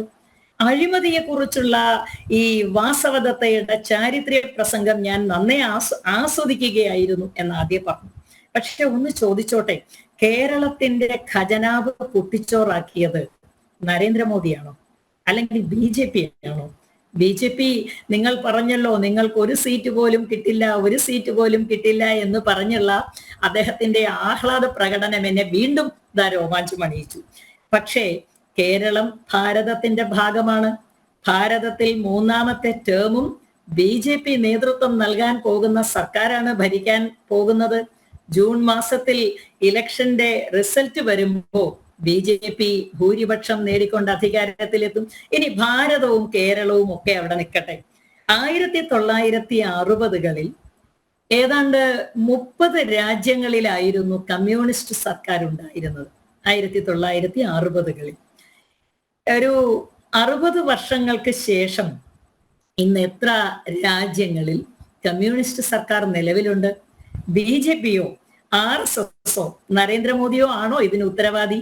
ഞങ്ങൾ ആരെങ്കിലും ബീഫ് കഴിക്കുന്ന മുസ്ലിമുകളെ കൊന്നത് കൊണ്ടാണോ ഇത്തരത്തിലുള്ള ഒരു അപകടം ഉണ്ടായത്? എന്താ പറ്റിയത് ലോകത്തെ കമ്മ്യൂണിസ്റ്റ് രാഷ്ട്രങ്ങളിൽ? കമ്മ്യൂണിസ്റ്റ് രാഷ്ട്രങ്ങളായിരുന്നവയിൽ നേരിട്ട് പോയി കണ്ട അറിവാണ് എന്നെ ഇത് പറയാൻ പ്രേരിപ്പിക്കുന്നത്. എന്തിനാ ടീച്ചറെ വിദേശ രാജ്യങ്ങളിലേക്ക് പോകുന്നത്? മടങ്ങിയെത്തിയാൽ ത്രിപുരയും ബംഗാളും ഒക്കെ വലിയ ഉദാഹരണങ്ങളെ മുമ്പിൽ കിടക്കുകയാണല്ലോ. അല്ല, ത്രിപുരയും ബംഗാളും ഒക്കെ ഭാരതത്തിലായി പോയത് കൊണ്ട് BJP-യുടെയും RSS-ന്റെയും നരേന്ദ്രമോദിയുടെയും കരാള ഹസ്തങ്ങൾ അവയെ ഒക്കെ വിഴുങ്ങിയതാണെന്ന് എന്റെ സഹപാനലിസ്റ്റിന് വേണമെങ്കിൽ ആരോപിക്കാം. പക്ഷേ 60കളിൽ 30-ലധികം രാജ്യങ്ങളിൽ കമ്മ്യൂണിസ്റ്റ് ഭരണം ഉണ്ടായിരുന്നത് തകർന്ന് തരിപ്പണമായത് എങ്ങനെയാണ്? കനലൊരു തരി പോലുമില്ല അവിടെയെങ്ങും. ഒരൊറ്റ കമ്മ്യൂണിസ്റ്റുകാരനെ നിങ്ങൾക്ക് കണ്ടെത്താനാവില്ല അവിടെ ചെന്നിട്ട് നിങ്ങൾ കമ്മ്യൂണിസ്റ്റുകാരനാണെന്ന് പറഞ്ഞാൽ അടി വാങ്ങാതെ രക്ഷപ്പെട്ടാൽ നിങ്ങളുടെ ഭാഗ്യം. കമ്മ്യൂണിസം നിലവിലുള്ള കേരളത്തിൽ നിന്നാണ് വന്നത് എന്ന് ഞാൻ ചെന്ന് പറഞ്ഞാൽ ചിലപ്പോ അതിന്റെ പേരിൽ എനിക്ക് അടി കിട്ടിയെന്ന് വരും. അതാണ് കമ്മ്യൂണിസത്തിന്റെയും കമ്മ്യൂണിസ്റ്റുകാരുടെയും ആഗോള ആവാസ വ്യവസ്ഥ ഇന്ന്. എന്നിട്ടാണ് BJPക്ക് കേരളത്തിൽ ഒരൊറ്റ സീറ്റ് പോലും കിട്ടില്ലല്ലോ എന്ന് ചോദിച്ച് എന്റെ സഹപാനലിസ്റ്റ് ആഹ്ലാദിക്കുന്നത്. എന്താണ് സത്യത്തിൽ ഇതിനൊക്കെ മറുപടി പറയാനുള്ളത്? പരമദാരിദ്ര്യത്തിൽ കഴിയുന്ന കമ്മ്യൂണിസ്റ്റ് പാർട്ടി ആകപ്പാടെ കേരളം തന്നെ ദേശീയ നേതാക്കളുടെ സ്ഥലം, കേരളം തന്നെ ഭരണസിരാ കേന്ദ്രം, അവസാനത്തെ ഒരേ ഒരു കമ്മ്യൂണിസത്തിന്റെ ഭരണ സംവിധാനം എന്ന ആശ്രയം, ഇതൊക്കെ വിസ്മരിച്ചുകൊണ്ട് ഈ രാജ്യം കഴിഞ്ഞ 10 വർഷമായി ഭരിച്ചുകൊണ്ടിരുന്ന, ഇനി ഭരിക്കാൻ പോകുന്ന BJPക്കെതിരെ ആഞ്ഞടിക്കുന്നത് കാണുന്നിടത്തോളം സന്തോഷകരമായി മറ്റൊന്നുമില്ല. ഈ വൈരുദ്ധ്യാത്മക ഭൗതികവാദം എന്ന് പറയുമ്പോൾ അതെന്താണെന്ന് സത്യത്തിൽ എനിക്ക് അത്ര കൃത്യമായിട്ട് പിടികിട്ടിയിരുന്നില്ല. പക്ഷെ ഇന്ന് എനിക്കത് മനസ്സിലായി. ഭാരതം ഭരിക്കുന്ന BJPയെ കുറിച്ച് കേരളത്തിൽ മാത്രം ഒരൊറ്റ വിരലിൽ ചവിട്ടി നിൽക്കാൻ കാൽക്കീഴിൽ മണ്ണുള്ള CPM ആക്ഷേപിക്കുന്നത് ഇത് തന്നെയാണ് ഡയലക്ടിക്കൽ മെറ്റീരിയലിസം, ഇത് തന്നെയാണ് വൈരുദ്ധ്യാത്മക ഭൗതികവാദം, ഇത് തന്നെയാണ് വിരോധാഭാസം എന്ന് പറയാനേ സാധിക്കുന്നുള്ളൂ. ഇനി അഴിമതിയെ കുറിച്ചുള്ള അദ്ദേഹത്തിന്റെ ആരോപണങ്ങൾക്ക് മറുപടി പറയാനുള്ള സമയം എനിക്ക് അനുവദിച്ചു തരാൻ താങ്കൾക്ക് കഴിഞ്ഞേക്കില്ല എന്നതുകൊണ്ട് ഞാന് അവസരം കിട്ടിയാൽ ബാക്കി കൂടി പറയാവുന്നതാണ്. പക്ഷെ CPMന് തീരെ അഴിമതിയില്ല എന്ന കാര്യത്തിൽ ഞാൻ പ്രത്യേകിച്ചൊരു വിശദീകരണം കൊടുക്കേണ്ടതില്ല. കേരളത്തിൽ അരിയാഹാരം കഴിക്കുന്നവരെന്ന് ഞാൻ പറയില്ല, കാരണം സപ്ലൈകോയിൽ അരിയില്ല കേട്ടോ. ഞാൻ പോയി നോക്കിയതാണ്. സപ്ലൈകോയിൽ അരിയില്ല, പയറുമില്ല, പഞ്ചസാരയില്ല, യാതൊന്നുമില്ല. ഈ വിശുദ്ധ മാസമായ റമദാൻ മാസത്തിലും വിശുദ്ധ ദിവസങ്ങളായ ദുഃഖവെള്ളി, ഹോളി സാറ്റർഡേ, ഈസ്റ്റർ തുടങ്ങിയ ദിവസങ്ങളിലും വാങ്ങാൻ പോലും സപ്ലൈകോയിൽ അരിയില്ലാത്തത് കൊണ്ട് അരിയാഹാരം കഴിക്കുന്നവർ എന്ന് ഞാൻ പറയുന്നില്ല. കേരളത്തിൽ, ഭാരതത്തിന്റെ ഭാഗമായ കേരളത്തിൽ ജീവിക്കുന്ന ഒരൊറ്റ മനുഷ്യനും സംശയം ഉണ്ടാവില്ല CPM തീരെ അഴിമതിയില്ലാത്ത പാർട്ടിയാണ് എന്ന കാര്യത്തിൽ. അവരൊക്കെ പത്രം വായിക്കുന്നവരാണല്ലോ, അവരൊക്കെ കണ്ണും കാതും ഉള്ളവരാണല്ലോ, അവർ തലയ്ക്കക താഴ്പ്പാർപ്പുള്ളവരാണല്ലോ. അതുകൊണ്ട് അവരെ പ്രത്യേകിച്ചൊന്നും പറഞ്ഞു പഠിപ്പിക്കേണ്ടതില്ല എന്ന് മാത്രം പറയാൻ ഞാൻ ആഗ്രഹിക്കുന്നു. ശ്രീ നുസ്രത് ഷാൻ, താങ്കളും കേട്ട് കാണും സതീഷ് വാസ് എന്ന് പറഞ്ഞത്. ഈ ഭാരതത്തിലെ മുസ്ലിം വിഭാഗത്തിന് ഒപ്പം മതന്യൂനപക്ഷങ്ങളായ ക്രിസ്ത്യൻ വിഭാഗത്തിനൊക്കെ വലിയൊരു ആശങ്ക എവിടെയൊക്കെയോ ഉള്ളതായിട്ടാണ് അദ്ദേഹത്തിൻ്റെ നിരീക്ഷണം, അല്ലെങ്കിൽ CPMന്റെ നിരീക്ഷണം അങ്ങനെയാണ്. അതുകൊണ്ടാണ് അവർക്കൊപ്പം നിൽക്കാൻ തങ്ങൾ നിലപാടെടുത്തത്. അതുകൊണ്ടാണ് മുഖ്യമന്ത്രി ഇത്തരത്തിൽ പ്രസംഗം നടത്തുന്നത്, പ്രചരണം നടത്തുന്നത്. താങ്കൾക്ക് അങ്ങനെ എന്തെങ്കിലും, താങ്കൾ കേരളത്തിൽ മാത്രമല്ല ഭാരതത്തിലുടനീളം യാത്ര ചെയ്തിട്ടുള്ള ആളാണ്, ദേശീയ തലത്തിൽ പ്രവർത്തിക്കുന്ന ഒരാളാണ്, എവിടെയെങ്കിലും അങ്ങനെ ഒരു ആശങ്ക മതന്യൂനപക്ഷങ്ങൾക്കിടയിൽ ഉള്ളതായിട്ട് താങ്കൾക്ക് തോന്നിയിട്ടുണ്ടോ? ഒരു വ്യക്തിക്ക് പോലും ഇല്ല. അതാണ് രസം. ഇവരുടെ അടുത്ത് ഇവിടെ ഭാരതത്തിൽ താമസിക്കുന്ന ഒരു വ്യക്തി പോലും എൻ്റെ ഒരു പ്രശ്നം ഉണ്ട് എന്ന് പറഞ്ഞിട്ട് ഏതെങ്കിലും ഇവിടെ കാലങ്ങളായി താമസിക്കുന്ന ഏതെങ്കിലും ഒരു വ്യക്തിക്ക് ഉണ്ടോ? അതില്ല. അതില്ലാത്തോടത്തോളം കാലം ഇവരെന്തിന് ഇത്ര വലിയ സ്റ്റോറി ഉണ്ടാക്കുന്നത്? അതാ മനസ്സിലാക്കുക. അത് മനസ്സിലാക്കേണ്ട ഭാരതത്തിലെ ജനങ്ങളാ. ഈ കള്ളക്കഥകൾ പറഞ്ഞുണ്ടാക്കുമ്പോ ഞാൻ പറയണു, ഒരു മുസ്ലിമിന് പ്രശ്നം ഉണ്ടെങ്കിൽ എൻ്റെ അടുത്ത് വരട്ടെ. ഞാന് പ്രധാനമന്ത്രിയോ മന്ത്രിയോ ഒന്നുമല്ല, പക്ഷെ ഞാൻ ശരിയാക്കി തരാം. കാരണം അതിന്റെ നിയമം അങ്ങനെയാണ്. ഏതൊരു വ്യക്തിയും ബുദ്ധിയുള്ള ഒരാൾക്ക് എങ്ങനെ ശരിയാക്കാം. എന്തെങ്കിലും ഒരു തെറ്റിദ്ധാരണ ഒരാളെ സിറ്റിസൺഷിപ്പിൽ വന്നിട്ടുണ്ടെങ്കിൽ ആ ഒരു പൗരത്വം ഇവിടെ താമസിച്ചുകൊണ്ടിരിക്കുന്നവർക്കല്ല എന്നുള്ളത് നമ്മളെ ജനങ്ങളിലേക്ക് നമ്മൾ എത്തിക്കണം. കാരണം ഇപ്പോ ന്യൂനപക്ഷങ്ങൾ എന്ന് പറഞ്ഞാൽ അഫ്ഗാനിസ്ഥാനിലെ ന്യൂനപക്ഷ അല്ലല്ലോ മുസ്ലിം, അത് മുസ്ലിം രാജ്യല്ലേ. പാകിസ്ഥാനിലെ മുസ്ലിം രാജ്യല്ലേ. ബംഗ്ലാദേശിൽ മുസ്ലിം രാജ്യല്ലേ. അവിടെയൊക്കെയുള്ള ന്യൂനപക്ഷങ്ങളാ. അപ്പൊ ഇവിടുത്തെ ഹിന്ദുക്കൾ പോയിട്ട് അവരെ പൗരത്വം ചോദിക്കോ? ഇതിനൊക്കെ ഒരു ഡിപ്ലോമാറ്റിക് ഒരു ഇതുകൂടെ ആ വേല് സംസാരിക്കുകയാണെങ്കിൽ പോലും ഒരു കാര്യം ഞാൻ വ്യക്തമാക്കട്ടെ. പാകിസ്ഥാനിലെ ഒരു മുസ്ലിമിനെ കൊണ്ടുവന്നിട്ട് അവിടെ ഐഡന്റിറ്റി ഉള്ള ഒരു മുസ്ലിമിനെ കൊണ്ടുവന്നിട്ട് ഇവിടെ പൗരത്വം ഉണ്ടാക്കുക, യുദ്ധം പൊട്ടാൻ വേറെ എവിടെയെങ്കിൽ പോണോ? ഇതിനൊക്കെ ഒരു ലോ ഇല്ലേ? ഇന്റർനാഷണൽ ലോ ആണ് ഇതൊക്കെ. ഇന്റർനാഷണൽ ലോ അനുസരിച്ച് ഭാരതത്തിൽ ഉണ്ടായിരുന്ന ആ മതത്തിന് മാത്രമേ തിരിച്ചു കൊണ്ടുവരാൻ അധികാരം നമുക്കുള്ളൂ. അല്ലാതെ അഫ്ഗാനിൽ പെട്ടുപോയ മുസ്ലിമിന് അവിടെ എല്ലാ രേഖകളും ഉള്ള മുസ്ലിമിനെ വെറുതെ കൊണ്ടുവരണ്ട. പക്ഷേ അഫ്ഗാനികൾ ഇന്ന് ഡൽഹിയിലും പരിസരങ്ങളിലും എത്രയോ പെൺകുട്ടികളും ആൺകുട്ടികളും ഉണ്ട്, യെല്ലോ കാർഡിലുണ്ട്, അവർ ജോലി ചെയ്യുന്നുണ്ട്. നിങ്ങൾക്കറിയാം അഫ്ഗാനിസ്ഥാനിന് മാസം $150 $200 അവർക്ക് പിന്നെ ഇതായിട്ട് കിട്ടുന്നുണ്ട്, സ്റ്റൈപ്പൻഡ് ആയിട്ട് കിട്ടുന്നുണ്ട്, ഭാരതം കൊടുക്കുന്ന റെഫ്യൂജിക്ക്. അപ്പൊ ഒരു മുസ്ലിമിന് എന്തിനാ അങ്ങനെ കൊടുക്കുന്നത്? ഇവർ ഏത് മുസ്ലിമിനെയാണ് ഉദ്ദേശിക്കുന്നതെന്ന് മനസ്സിലാവുന്നില്ല. പിന്നെ ഈ മുസ്ലിങ്ങൾ എന്ന് പറയുമ്പോൾ ലോകത്തുള്ള എല്ലാ പ്രശ്നങ്ങളും ഇപ്പൊ പ്രൊഫസർ ചോദിച്ച പോലെ നരേന്ദ്രമോദിയോ ഹിന്ദുവോ ഒന്നും ഉണ്ടാക്കുന്നത്. മുസ്ലിങ്ങളെ ഇപ്പൊ ഗാസ പിന്നെ യുദ്ധം വന്നു, ഇസ്രായേല് ഈജിപ്താണ് ആദ്യം ബോർഡർ അടിച്ചത്. എന്തുകൊണ്ട് മുസ്ലിങ്ങിനെ അവരവിടെ കയറ്റിയില്ല? That is international law. അവിടെ മതമല്ല വലുത്, രാജ്യത്തിന്റെ സുരക്ഷത. അത് പറഞ്ഞ് മനസ്സിലാക്കി കൊടുക്കണം നമ്മളെ ജനങ്ങളിലേക്ക്. മതം എന്ന് പറഞ്ഞ ഒരു സംഗതിയെ ലോകത്ത് നമ്മൾ ചർച്ച ചെയ്യേണ്ട ആവശ്യമില്ല. ഒരു രാജ്യത്തിന് അതിന്റെ സെക്യൂരിറ്റി, അതിന്റെ ബോർഡേഴ്സ് എങ്ങനെ സൂക്ഷിക്കണം ഇനിയെങ്കിലും നമ്മൾ പഠിക്കണം. ഭാരതം പോലെ ഏറ്റവും അധികം വേദന അനുഭവിച്ച വിദേശ ശക്തികളെ കൊണ്ട് അടിച്ചമർത്തപ്പെട്ട എല്ലാ പ്രശ്നങ്ങളും ഈ പറയുന്ന പൗരത്വം ഒന്നും വന്ന് ചെലവായില്ലല്ലോ. ഈ 75 കൊല്ലത്തിൽ ഇപ്പോ നമ്മളെ പുറത്തായി പോയ ആൾക്കാരെ ഇങ്ങോട്ട് വരാനുള്ള മൈനോറിറ്റികളെ നമ്മൾ ക്ഷണിച്ചുകൊണ്ട് ഭാരത സർക്കാർ പറയുന്നു. ഇത് നമ്മളെ ഭരണഘടനയിൽ എഴുതി വെച്ചാ എന്നെങ്കിലും അവരെ കൊണ്ടുവരാനുള്ള സംവിധാനം ചെയ്യണമെന്ന്. കാരണം ഇപ്പൊ ഡൽഹിയിലെ പരിസരങ്ങളിലൊക്കെ നിങ്ങൾ കാണും, ഇവിടെയൊന്നും നമ്മള് പഴയ ഇപ്പൊ എന്തിനാ പറയണേ, നമ്മളെ ഭാരതത്തിന്റെ സ്വാതന്ത്ര്യം നേടിത്തന്ന ഭഗത് സിംഗിനെയാ ഒന്നും ഓർക്കാത്ത ഒരു മുഹമ്മദ് അഷ്റഫ് ഖാന്, ഇതുപോലത്തെ എന്താ പറയാ അത്ര വലിയ മഹാത്മാക്കൾ ഉണ്ടായി. അവരെയൊന്നും ഓർക്കാതെ ഈ ഭാരതം വെട്ടിക്കീറിയപ്പോ ഈ പറഞ്ഞ ഇവരൊക്കെ ഭാരതത്തിന് വേണ്ടി ചോരയൊഴിക്കിയ മനുഷ്യര്, ജീവിതം കൊടുത്ത മനുഷ്യരുണ്ടായപ്പോ ഒറ്റ രാത്രി കൊണ്ട് തീരുമാനിച്ച് മുസ്ലിമിനെ അങ്ങോട്ടും ഹിന്ദുവിനെ അങ്ങോട്ടും ആക്കിയത് ആരാണ്? അന്ന് ആരാ ഇതിനൊക്കെ മുൻകൈ എടുത്തത്? അന്ന് RSS ഉണ്ടായിരുന്നു അവിടെ. അത് പറയാൻ വേണ്ടിയിട്ട് നിങ്ങൾ അങ്ങോട്ട് പോയിക്കോ ഇങ്ങോട്ട് പോയിക്കോ. ഇവിടെ പ്രധാനമന്ത്രി ഇവിടെ എത്രയുള്ളത് ഒരു മാസം കൂടി സമയം കൊടുക്കാതെ അന്നത്തെ കമ്മ്യൂണിസ്റ്റ് പിന്നെ കോൺഗ്രസ് സർക്കാരും എല്ലാം കൂടി ചെയ്ത ഒരു സംഗതിയിൽ അന്ന് തന്നെ പറഞ്ഞു, ഡോക്ടർ BR അംബേദ്കറിനെ പോലുള്ളവർ പറഞ്ഞു, ഇതിൽ പെട്ടുപോയി. അങ്ങോട്ട് പോണ ട്രെയിനിൽ ആൾക്കാർ പോയി, ഹിന്ദുവാണെന്ന് തോന്നിയ പോലെ തല വെട്ടി അതേ ട്രെയിനിൽ ഇങ്ങോട്ട് അയച്ചു ബോഗികള്. ഈ മരണത്തിനൊന്നും ആരും എന്താ വില കൊടുക്കാത്ത? ബീഫ് തിന്നത് പറയും. ബീഫ് തിന്നു അതൊക്കെ ഏതോ മതഭ്രാന്തന്മാരും ചെയ്ത, അല്ലാതെ BJPയിലിരിക്കുന്ന നരേന്ദ്രമോദിയും അമിത്ഷായും പോയി പറഞ്ഞിട്ട് ആരെയും കൊല്ലാൻ പറഞ്ഞിട്ടില്ല. എല്ലാ RSSകാരനും പേലല്ല, എല്ലാത്തിലും നടക്കുന്നുണ്ട്. നമ്മൾ മതത്തിനെ പറഞ്ഞ് സംസാരിക്കുകയാണെങ്കിൽ അതിന്റെ വയലൻസ് ഒക്കെ എല്ലായിടത്തും നടക്കുന്നുണ്ട്. ഹൃദയത്തിൽ മതത്തെ കാണുന്നവന് ഇതൊന്നും പറയാൻ പറ്റില്ല.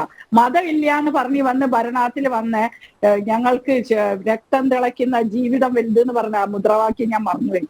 ഇത് പറഞ്ഞ കമ്മ്യൂണിസ്റ്റിന് എന്ത് അധികാരമുള്ളത് മതമുള്ളത് പറയാൻ വേണ്ടിയിട്ട്? മതത്തിനെ പറ്റി ഇസ്ലാമില്ല, ദൈവമില്ല എന്നാണ് നമ്മളെ കുട്ടിക്കാലത്തൊക്കെ നമ്മൾ കമ്മ്യൂണിസ്റ്റ് പ്രസ്ഥാനത്തെ പറ്റി കേട്ടത്. ഇന്ന് വിഭജിക്കാൻ വേണ്ടിയിട്ട് മാത്രം. അത് എന്ത് പറയണോ? മുസ്ലിങ്ങളെ ഭൂരിപക്ഷമുള്ള ഇപ്പൊ കേരളത്തിൽ മൈനോറിറ്റി അല്ല മുസ്ലിം. അതാണ് അതിന്റെ ചെറിയൊരു രഹസ്യം. ഇവിടത്തെ ഭൂരിപക്ഷം വോട്ടും കമ്മ്യൂണിസ്റ്റിന് കിട്ടിക്കഴിഞ്ഞാല് അവർക്കത് ശക്തമായിട്ട് മുന്നോട്ട് പോവാം. അതുകൊണ്ട് ഇതിന്റെ ഒന്നും പേര് പറഞ്ഞ് ഇനി ഡിവൈഡ് ചെയ്യാൻ നോക്കിയാല് ഈ ഒരു കേരളം മാത്രമല്ല ഭാരതം എന്ന് മനസ്സിലാകാം. ഉത്തരേന്ത്യയിൽ ഈ ഡിവൈഡിലും മതം പറഞ്ഞും ഒക്കെ കഷ്ടപ്പെടുന്ന മുസ്ലിങ്ങൾ തന്നെ കുറെ ഉണ്ട്, ഹിന്ദുക്കളും ഉണ്ട്. ഞാൻ പറഞ്ഞില്ല, തലവെട്ടി അങ്ങോട്ട് അറുത്ത് കൊടുത്തതിന്റെ ബാക്കിയുള്ള ആൾക്കാർ അന്ന് ഇവിടെ ഉണ്ടായിരുന്നു. അവരൊക്കെ കണ്ണീരാണെന്ന് ഇന്ത്യയിൽ സംഭവിച്ചുകൊണ്ടിരിക്കുന്നത്. അതിന്റെ ഉത്തരാണ്, ദൈവം കൊടുത്ത മറുപടിയാണ് നരേന്ദ്രമോദി സർക്കാർ. അത് മനസ്സിലാക്കുക. അതുകൊണ്ട് ആരെന്തൊക്കെ പറഞ്ഞാലും, എത്ര SMS വന്നാലും, എത്ര മെസ്സേജസ് വന്നാലും, എത്ര ചാനൽ ചർച്ച ചെയ്താലും ഇന്ത്യൻ ഭരണഘടനയിലുള്ള ഒരു നിയമത്തെ നരേന്ദ്രമോദി ഇവിടെ പ്രാബല്യത്തിൽ വരുത്തുന്നുള്ളതിന് ഒരു സംശയം വേണ്ട.